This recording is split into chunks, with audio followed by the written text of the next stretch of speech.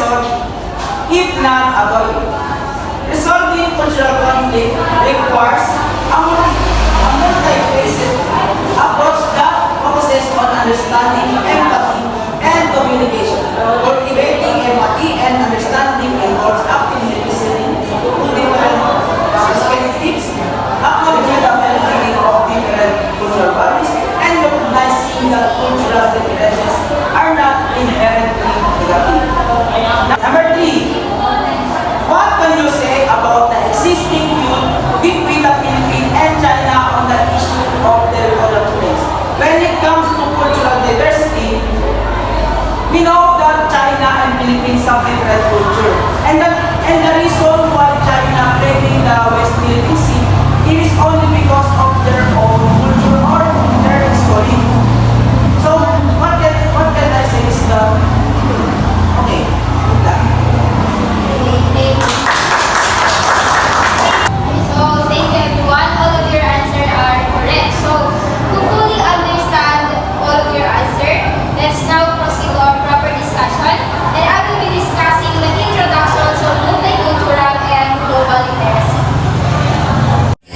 So for the objective, at the end of the lesson, the learner should be able to first is to know the concept of global and multicultural literacy. Second is to illustrate the global competence. Third is to explain the dimensions of multiculturalism. And lastly is to present strategies to integrate multiculturalism into lessons using appropriate delivery methods, materials, and assessment tools.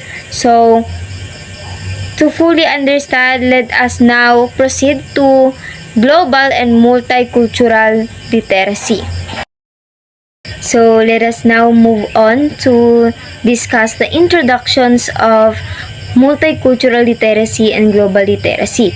So, in multicultural literacy, it consists of the skills and ability to identify the creators of knowledge and their interests. So, that is according to Banks 1996. But to reveal the assumption of knowledge, to view knowledge from diverse ethnics and cultural perspective, and to use that knowledge to guide actions that will create a human and just world. So that is according to both 2008. So multicultural literacy, it explained that it involves the skills and ability to recognize and understand different forms of knowledge, belief, and worldview. So this literacy helps individuals view situations from various cultural perspectives and promotes the use of this knowledge to create a just and equitable society. Multicultural literacy, it highlights diversity, equity, and social justice, which bring awareness to issues like discriminations. So educations for multicultural literacy should help students to develop the 21st century skills and attitudes that are needed to become active citizens who will work toward achieving social justice within communities. In education for multicultural literacy, it will prepare students to be active citizens, equipping them to the 21st century skills and attitudes to engage in social justice. The third one is, because of the growing racial, language, and ethnic diversity in the country, multicultural literacy needs to be transformed in substantial ways to prepare students to function effectively in the 21st century, according to both 2008. So, of course, with the increase in racial and ethnic diversity, educations must really change to better reflect and respect these differences, which it will prepare students to operate in multicultural environments which they interact or having interactions within their environments. So the last one is according to Banks 2003 asserted that teaching students to be advocates of multiculturalism is also a matter of sending a message of empathy and tolerance in school to develop a deeper understanding of others and appreciation of different cultures. So of course, it emphasizes foster empathy, tolerance, and appreciations of various cultures and their histories, aiming for a more inclusive and understanding world. So, by practicing and teaching students to be more educated about the differences of beliefs or various cultures within their societies, it's really important to help them develop empathy and appreciations of different beliefs of people in their environments. So let's now move on to global literacy. So global literacy, it aims to address issue of globalization, racism, diversity, and social justice. That is according to Go 2014. So it requires awareness and action consistent within a broad understanding of humanity, the understanding of planet, and the impact of human decision in both. So according to the Ontario Ministry of Education in 2015, a global citizen should possess the following characteristics. So, what are those characteristics? So, first is respect for human regardless of race, gender, religion, or political perspective. So, this means recognizing the inherent dignity and equality of all people regardless of their backgrounds or beliefs. So, a global citizen should value human rights and treat everyone with fairness without discrimination based on race, their gender, their religions, or political ideologies or their political perspective. So, in this characteristic, it promotes tolerance and inclusivity, fostering peaceful coexistence among diverse populations. So, the second one is respect for diversity and various perspectives. So, a global citizens here is to embrace the values, the rich diversity that exists within humanity. So, this involves not just accepting differences in cultures, language, belief, and customs, but also actively seeking to understand them. So, it encourages open-mindedness and the ability to listen to the learn from the perspective that differs from own's perspective.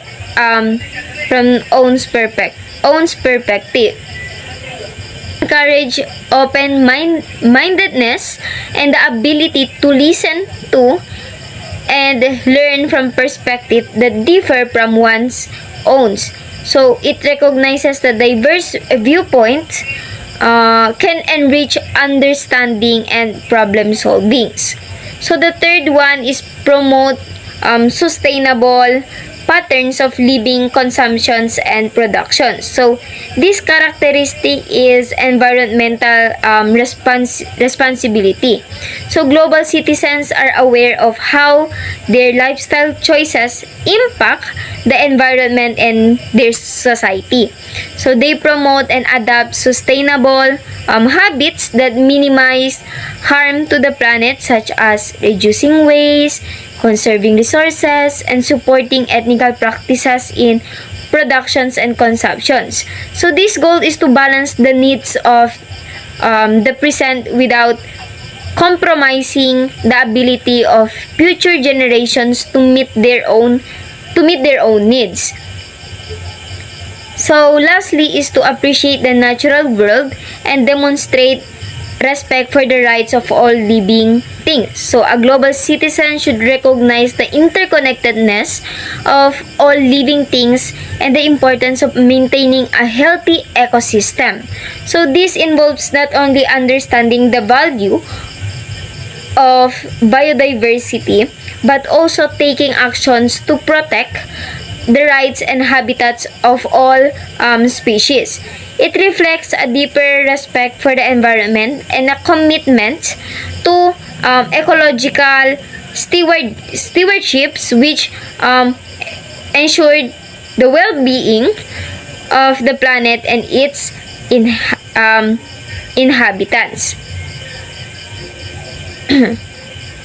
So, interconnecting multicultural and global literacy, every classroom contains students of different races, religions, and cultural groups. That's according to Go 2014. So, it averts that students embrace diverse behaviors, cultural values, pattern of practice, and communications, yet they all share one commonalities, which is their educational opportunity.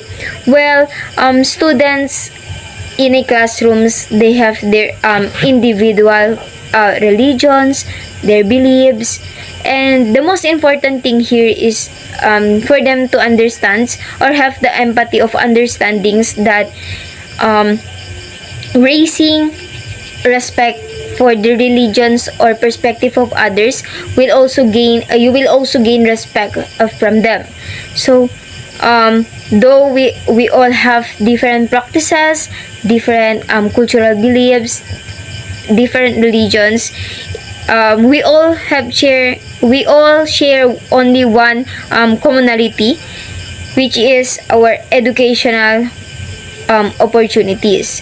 Though we have our own different or own multi-intelligence, but we only have one goals, and that is to finish educations and to obligated to be responsible of the opportunity we gain or we achieve. So that's all with the introductions of multi literacy and global literacy. So let's now proceed to the next presenter. Good afternoon everyone, and I will be going to discuss about the global competence. Do you know that global competence is a multidimensional capacity? Therefore, globally competent individuals can analyze and rationalize local, global, and cultural issues. It understand and appreciate different perspective and worldviews. So that is how global competence work. So it interacts successfully and respectfully with others and take responsible action toward sustainability and collective well-being. So it promotes peace or respectful environment with the others. It includes different point of views about the culture, the beliefs, and so on. So global competence refers to a skills. Please take a note that global competence refers to a skills, values, and behaviors that prepare young people to thrive in a diverse, interconnected, and rapidly changing world. We all know that the world is full of changes, that everything changes for a reason. So it is the ability to become engaged citizens and collaborative problem solvers who are ready for the workforce. So do you know that promoting global competence in schools play a vital role in young people to develop global competence? So they can provide opportunities to critically examine global developments that are significant in the world and to their own lives. So they can teach students how to critically, effectively, and responsibly use digital information and social media platforms. We all know that we are living here in the 21st century, wherein technology is useful for us. We tend to find information in the internet. We have a data. We tend to know the global issues happening right now, and so on and so forth. So do you know that schools also encourage intercultural sensitivity and respect, for allowing students to engage in experience that foster an appreciation for diverse people, language, and cultures, according to Bennett 1993. So, schools are also positioned to enhance students' ability to understand their place in the community, in the world, and improve such ability to make judgment and take action. So, we are the future. We are the future. So, we are responsible for our actions. That is how it encourages us students to know and respect and engage in experience that foster an appreciation to diverse people. Like that, nakikipagsalamuha tayo sa iba. Our surrounding, to understand individuals, like that. So there are needs of a global competence. So according to the book, there are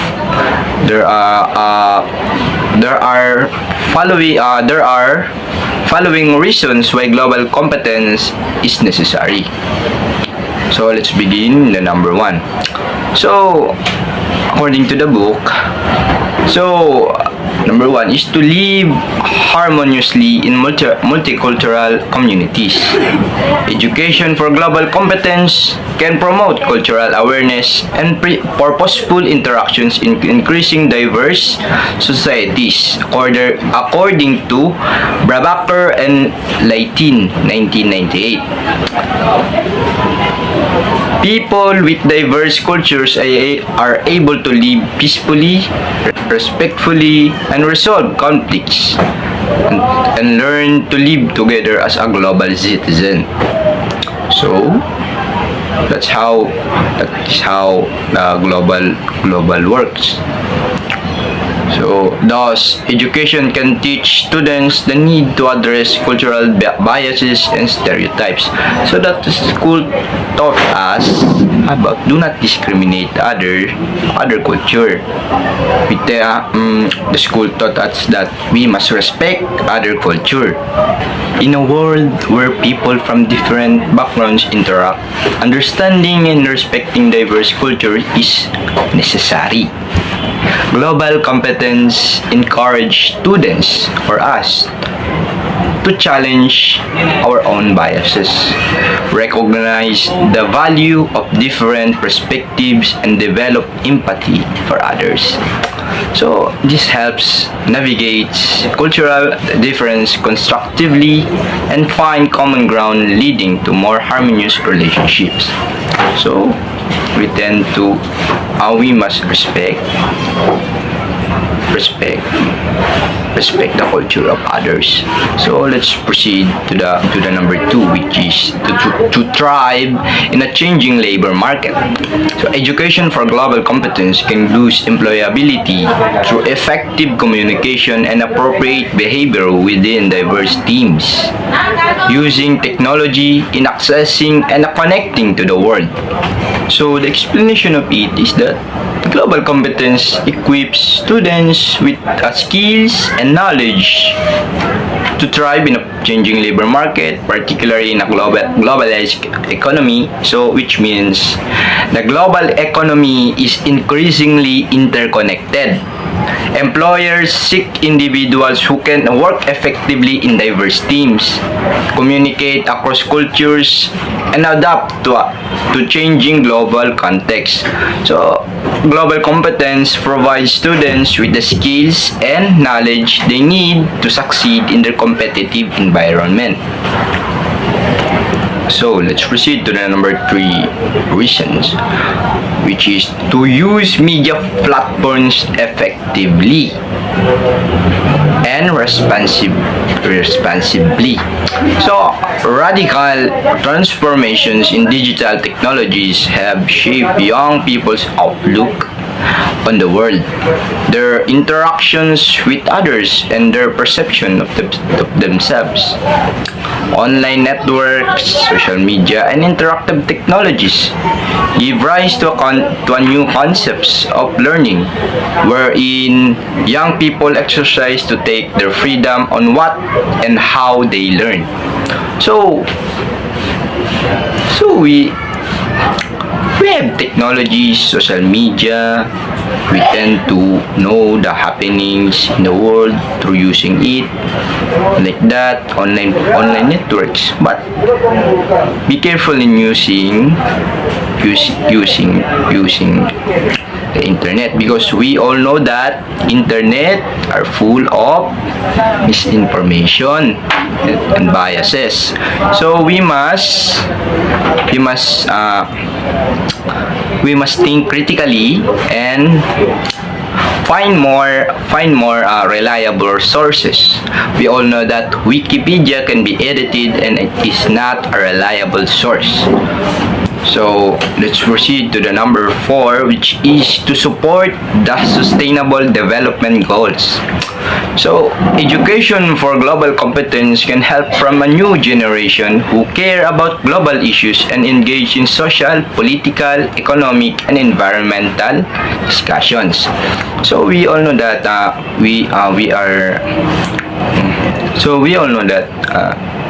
global competence empowers students to engage in global issues. Oh, what are those examples of global issues? Diba? We have the climate change, poverty, and inequality. So, it empowers students to engage in global issues and contribute to solutions for environmental changes. So we tend to share our ideas to the people about how to solve that problem. So global competence encourage us students to develop a sense of global citizenship. So we must be united as one.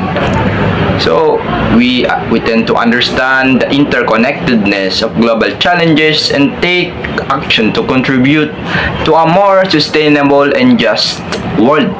So, meaning to say, there must be a just and equality. So, it helps us develop our skills like our problem solving, critical thinking, and collaborations. So we must think holistically about the happening of the world. So it is essential for us for tackling complex. It is essential for us to tackling issues or global issues. So it is important in tackling complex global issues. And that's all. So let's proceed to the dimensions of global competence. And I will be going to discuss about the dimensions of global competence implications to education. So, education for global competence is founded on the ideas of different models of global education. such as intercultural education, global citizenship education, and education for democratic citizenship according to UNESCO. So, despite differences in focus and scope, these models share a common goal of promoting students' understanding of the world and empower them to express their views and participate in the society. So, it proposes a new perspective on the definition and assessments of global competence that will help policymakers and school leaders create learning resources and curricula that integrate global competence as a multifaceted cognitive, social, socio-emotional, and civic learning goal according to Boex Mansilla. So, in global competence implications to education, there are 4 dimensions. The dimension 1 is to examine issues of local, global, and cultural significance. So, it refers to globally competent people's practices of effectively utilizing knowledge about the world and critical reasoning in forming their own opinion about global issue, that we must be aware of the current issues happening right now in the global world. So people who acquire a mature level of development in this dimension use a higher order thinking skills such as selective and weighing appropriate evidence to support arguments about global developments. Most likely, globally competent students can draw on and combine the disciplinary knowledge and thinking styles learned in schools to ask questions, analyze data, and proposition, like explaining phenomena, and develop a position concerning a local, global, or cultural issue, like happening in our world, in our like example of the classroom environment. Like example, like if you want to ask something from your teacher, you will ask for clarification, right? You will ask for the answer, like that. Like you will critically analyze about the situation. It develop a position concerning a local, global, or cultural issue. Hence, globally competent people effectively use and create both traditional and digital media. So, as we can see, we are in the 21st century, whereas we have different kinds of technology. Like we know what happening in the world when we search or Google about that issue. We tend to seek clarification or seek about the happenings in the world. Like example, the issue of the West Philippine Sea, like that, globally happening in the world. Like now happening in Russia and Ukraine, the war between the Palestinian people and the Israel, like that. We tend to find things because we live in the 21st century, whereas we tend to easily search for answer. So let's proceed to the dimension 2, which is the understand and appreciate the perspective and worldviews of others. So based on the given title, we must appreciate the perspective and worldviews of others. We must accept their opinion. We must not invalidate them, because we have different point of view. You have different point of view. We all have different point of view. So, this dimension highlights that globally competent people are willing and capable of considering other people's perspectives, and behaviors from multiple viewpoints to examine their own assumptions. This in turn implies a profound respect for and interest in others. In others, we must respect each and this in turn implies a profound respect for and interest in others. We also consider and appreciate the connections that enable them to bridge indifference and create common ground. So they retain their cultural identity while becoming aware of the cultural values and beliefs of people around them. Like that, we have different beliefs like religion, like we have different cultural backgrounds, like you are a Bisaya people, and this is a Tausug people, tsaka Kano people. We have different cultural values, so that is how dimension 2 works. So it emphasizes the importance of being willing and capable of considering people's perspective. We must consider people's perspective. We must, like that, respect, value, because we have different point of views. We have multiple viewpoints to examine. So we have multiple viewpoints.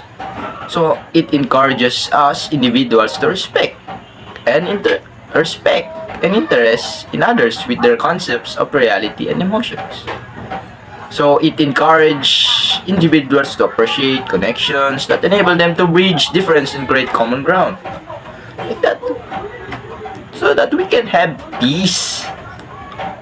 We can connect with each other without invalidating them. So let's proceed to the dimension 3, which is engage in open, appropriate, and effective interactions across Let's culture. welcome the next presenter. So, these dimensions describes what globally competent individuals can do when they interact with people from different cultures. For you, what would happen? What would happen if you will interact inappropriately with different culture? Yes, maybe there would be a debate, a fight, some negative scenarios that would happen. But if you will talk appropriately with others, with other cultures, you will they will accept you. Their behavior will be also be polite in you. So there will be a peace between you. So we must accept different cultures because we have different beliefs, that, like what I have said in the dimension 2, that we have different viewpoints. We have multiple viewpoints. Please remember, in the dimension 3, we must engage in open, appropriate, and effective interactions across cultures. So, we must understand the cultural norms, interactive styles, and degrees of formality. Degrees of formality of intercultural context, and they can flexibly adapt their behavioral and communication manner to respectful dialogue, even with marginalized groups. So, like what I have said, talk peacefully to avoid havoc. When we say havoc, it is now hard. It could cause a fight. So, talk peacefully. So, therefore, it emphasizes that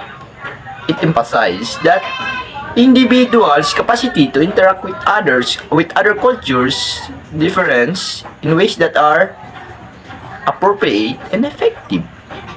That is how you will interact with different cultures. Like, respect them.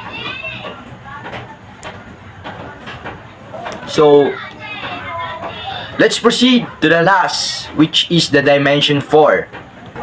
So, you have understood about the dimension 3. Like that the dimension 3 understand the cultural norms, interactive styles, and degrees of formality and communication manner. Through can flexibly adapt their behavior and intercultural context, and they can respect even with marginalized group. So therefore, it emphasizes the capacity to interact with others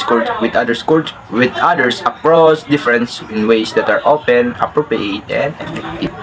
So let's proceed to the dimension 4, which is the last dimension according to the book. So dimension 4 is take action for collective well-being and sustainable development.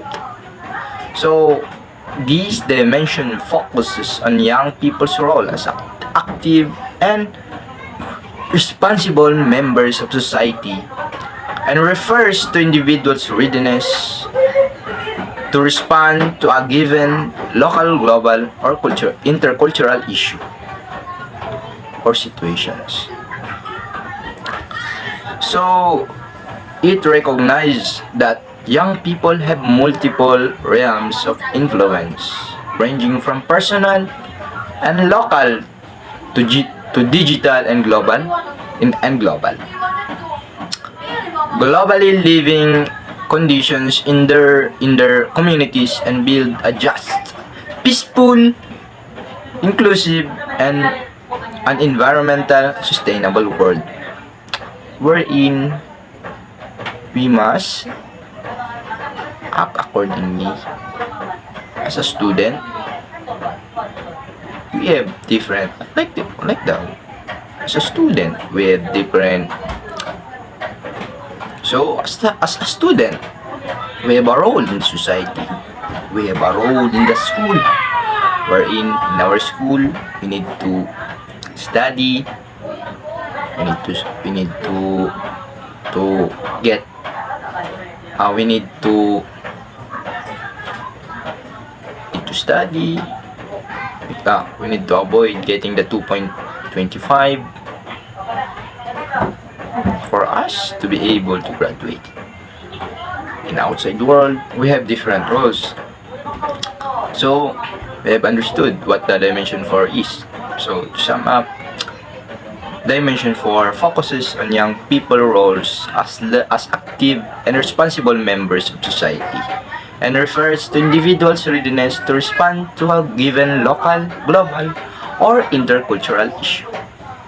So it recognizes that young people have multiple realms, ranging from personal and to digital and global. Globally living conditions in their communities and build a just,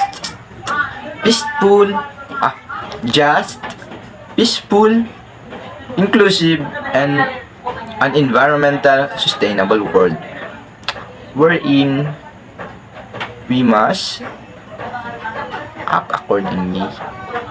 As a student, we have different roles. So, we have understood what the dimension 4 is. So, to sum up, dimension 4 focuses on young people roles as active and responsible members of society, and refers to individuals' readiness to respond to a given local, global, or intercultural issue. So, it recognizes that young people have multiple realms, ranging from personal and local to digital and global. So, that's all from my part. So, in global competence, we have self-reported information and skill-based information. In the self-reported information, this includes information about students, skills, knowledge, and attitudes in a global context. So, that's all for my part. But I would like to add more. Do you know that schools can play a vital role in promoting global competence? No? Also, by creating a culture of global awareness. So, in creating a culture of global awareness, this includes incorporating global issues and perspective into the curriculum, which is now happening now, which is this subject. So, it provides opportunities for students to interact with people from different cultures, like you and you have different cultures. We come from different places, and it encourages students to engage in service learning projects that address global issues. So in schools, we have we have that we have that. So another one is, which is the developing students global skills. So we all know that we are living in the 21st century, whereas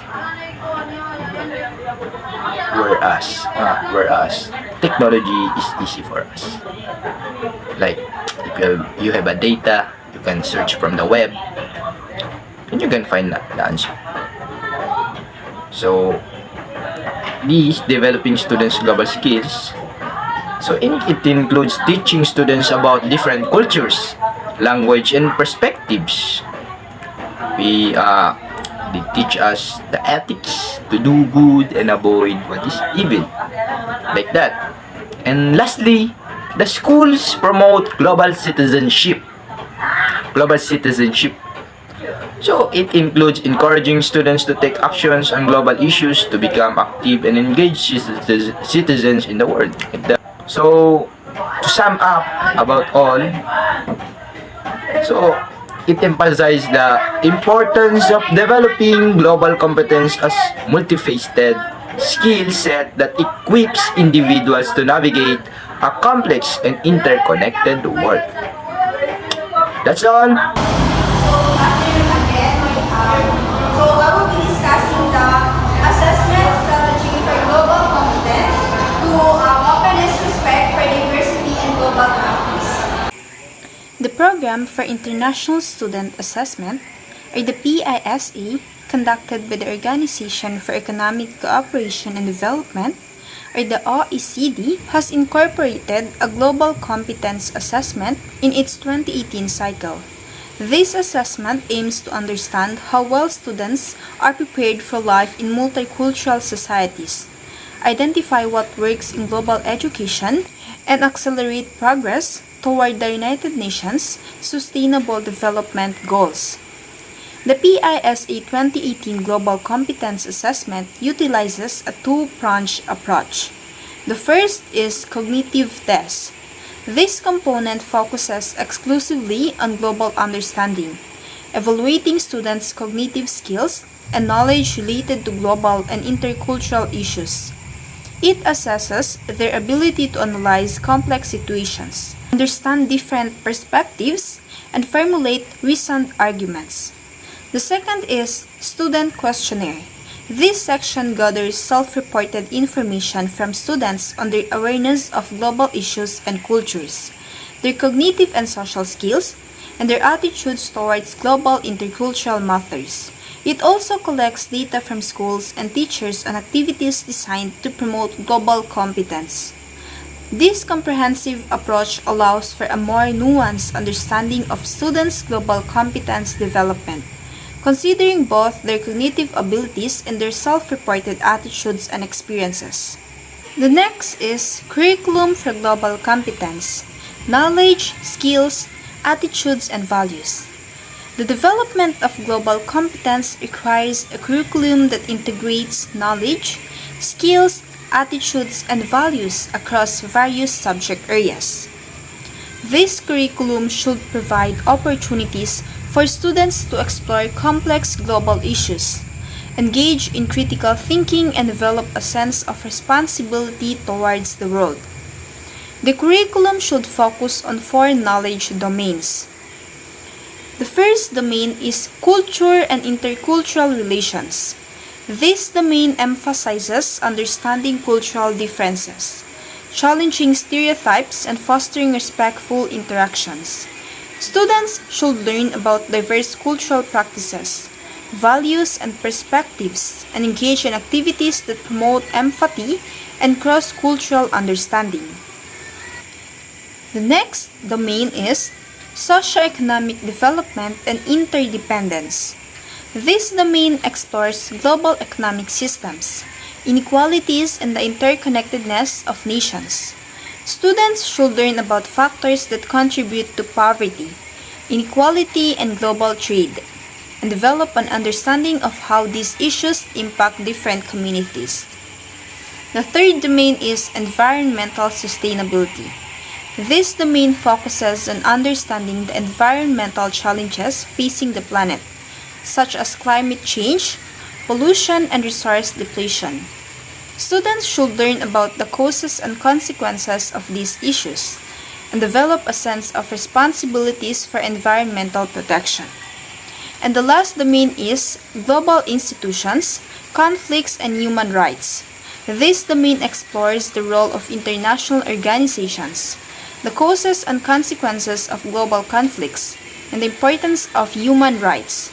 Students should learn about different approaches to conflict resolution, the principles of human rights, and the role of international law in promoting peace and justice.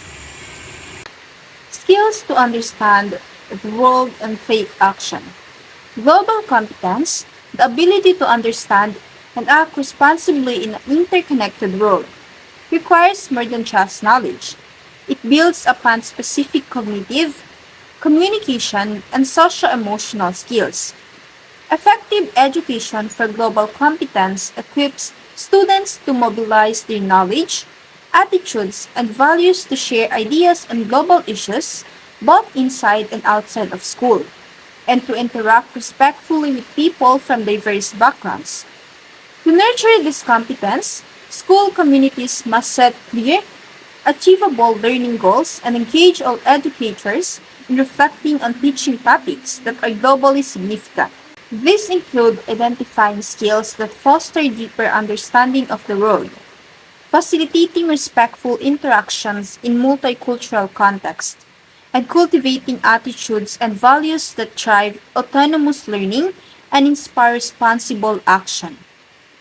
Knowledge about the world and other cultures.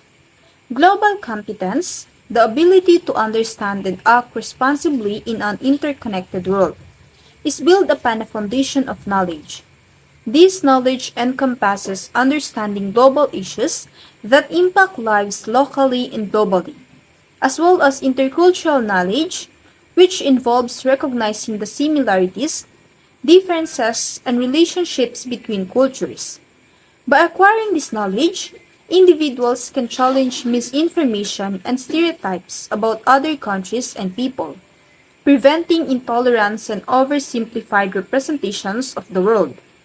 This deeper understanding fosters empathy, promotes accurate information, and encourages respectful interactions across cultural boundaries.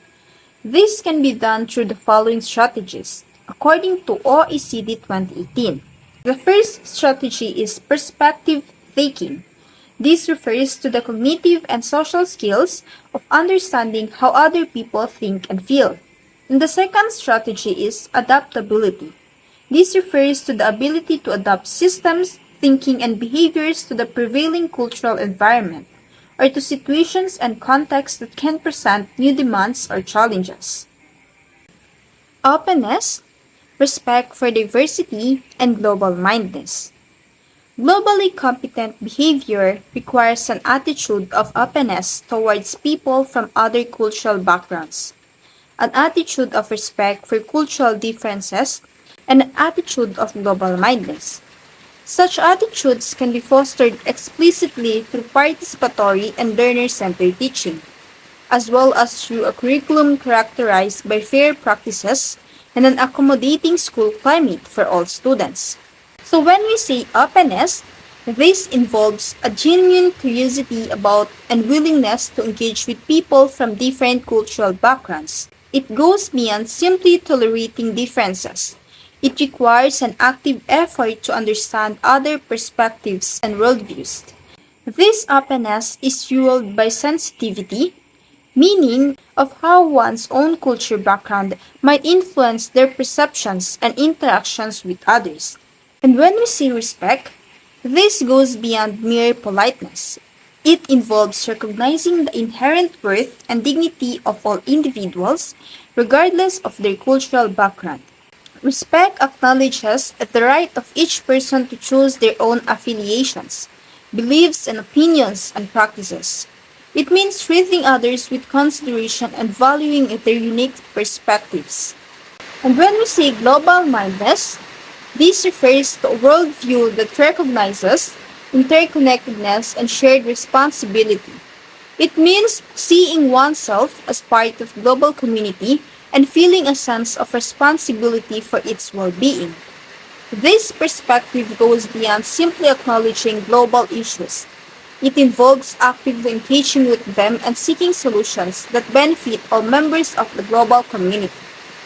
And as for my part, I will be discussing about valuing human dignity, attitudes, and values and Everyone, I am Nuraini Araneta, so I will be discussing about valuing human dignity and diversity. Valuing human dignity and cultural diversity contribute to global competence because they constitute critical filters through which individuals process information about other cultures and decide how to engage with others and the world. Clapham 2006 introduced the four aspects of valuing equality of core rights and dignity. The prohibition of all types of inhuman treatment, humiliation, or degradation by one person over another. The principle prohibits any form of inhumane treatment, including actions that demean or degrade individuals. It asserts that no person should subject another to cruelty or disrespect, ensuring that everyone is treated with dignity and respect. The assurance of the possibility for individual choice and the conditions for each individual's self-fulfillment, autonomy, or self-realization. This principle emphasizes the guarantee that individuals have the freedom to make their own choices and the opportunity to pursue their personal growth and fulfillment. It ensures that everyone has the conditions necessary to achieve their own goals, exercise autonomy, and realize their potential. Next, the recognition that protection of group identity and culture may be essential for that of group personal dignity.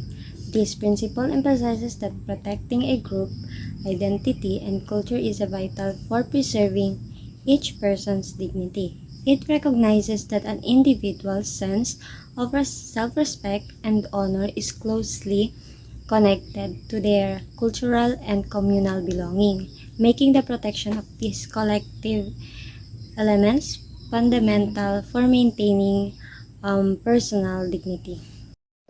The creation of necessary conditions to have the essential needs satisfied. To meet essential needs, first identify them and check if they're currently satisfied. Next, create and apply plans to address any gaps and continuously review and adjust these plans to ensure ongoing fulfillment. Move on to global understanding. Understanding is the ability to use knowledge to find meaning and connection between different pieces of information and perspective. Global understanding, the framework distinguishes four interrelated cognitive processes that globally competent students need to use to understand fully global or intercultural issues and situations. Capacity to evaluate information, formulate arguments, and explain complex situations and problems by using and connecting evidence, identifying biases and gaps in information, and managing conflicting arguments. Second, the capacity to analyze multiple perspectives and worldviews, positioning and connecting their own and others' perspectives on the world. The third, the capacity to understand different in communication, recognizing the importance of socially appropriate communication and adapting it to the demands of diverse cultural contexts. And the fourth, the capacity to evaluate actions and consequences by identifying and comparing different courses of actions and weighing actions on the basis of consequences. Competent students should be able to use various cognitive skills such as reasoning with evidence on significant issues, searching for useful information, evaluating its relevance and reliability, synthesizing main ideas, and combining background using with new insights to explain global and intercultural issues. To integrating global and intercultural issues in the curriculum. For global education to translate abstraction into action, there is a need to integrate global issues and topics into existing subjects. So, Godel 2006 emphasized that teachers should be well versed in global and intercultural issues, collaborate on researching and designing curricula, and provide students with various learning opportunities. Additionally, teachers should participate in 2006 emphasized that teachers should be well versed in global and intercultural issues, collaborate on researching and designing curricula, and provide students with various learning opportunities. Additionally, teachers should participate in professional learning communities and promote peer learning. About minority cultures should involve accurate year-round integration of diverse perspectives rather than occasional superficial overviews. Textbooks and instructional materials can distort cultural and ethnic differences. These teachers and students should critically review and supplement these resources as needed. Adapting global and intercultural topics to the reality, context, and needs of the learning group is an effective methodological approach to make them relevant to adolescents. We also have pedagogies for promoting global competence. Various student-centered pedagogies can help students develop critical thinking along global issues, respectful communication, conflict management skills, perspective taking, and adaptability. Group-based cooperative projects boost reasoning and collaboration skills by involving learners and in negotiating goals and creating materials together. This method encourages essential interpersonal skills like respect, attentiveness, honesty, and empathy. Class discussion foster active listening and engagement by exposing students to diverse perspectives. This method helps students recognize that problems often have multiple solutions, understand differing viewpoints, and reflect on the origins of their own beliefs, as noted by Rich Hart et al. 2011. This learning combines classroom knowledge with real-world projects that benefit communities. It helps students reflect on their societal role and develop global skills, teaching them to serve, to learn, and learn to serve. This story circle approach helps students practice intercultural skills by having them share personal stories based on prompts and small groups. They then reflect on key moments from each story to enhance respect, self-awareness, and empathy. Other types of intercultural engagements involve simulations, interviews, role plays, and online games.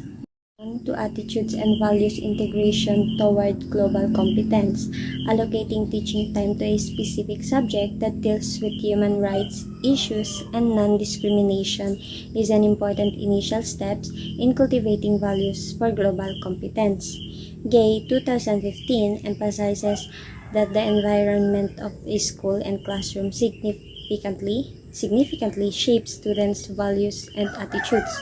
This influence comes not only through the formal curriculum but also through interactions, disciplinary practices, and validation of certain behavior and opinions. Understanding this can help teachers become more mindful of how their approach and classroom dynamics affect students' development. But not the least, improving students' engagement and acceptance using multicultural texts. Rose 2018. This research is to investigate how students in a third grade classroom engage in multicultural texts when reading about cultures other than their own. Research examines how third grade students engage with a respond to multicultural texts, focusing on their understanding and acceptance of different cultures. Over 6 weeks, students read and discussed two multicultural texts using methods such as questionnaires, observations, accountable talk, artifact analysis, and interviews. The study found that these texts facilitate deeper discussion and increased cultural awareness among students. They felt comfortable asking questions about culture, engaged positivity with peers, and actively participated in discussions, showing a heightened interest in and understanding of diverse culture. So that's all about what I'll be discussing to you. Thank you.